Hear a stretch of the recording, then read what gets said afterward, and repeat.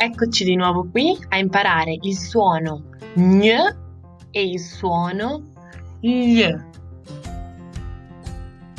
G più n, gn. Gnomo, ragnatela, campagna, cigno, lasagne, prugna, castagna, montagna, ma ce ne sono tante altre.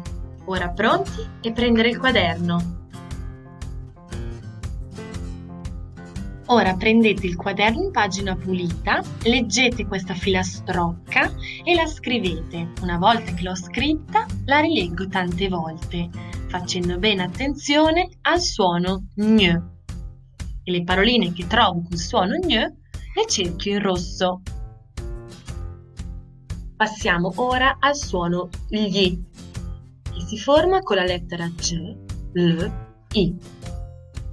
Cespuglio, scoglio, conchiglia, bottiglia.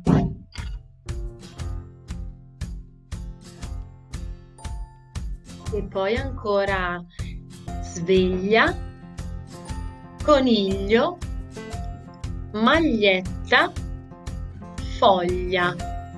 Ma ce ne sono tante altre con il suono gli. Ora prendete il quaderno.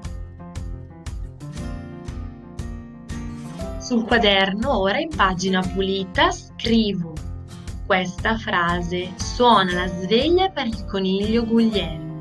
La scrivo sia in stampato maiuscolo che in stampato minuscolo.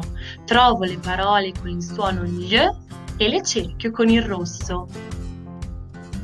E ora che abbiamo imparato anche questi due suoni, vi saluto, a presto e buon lavoro! Ciao ciao!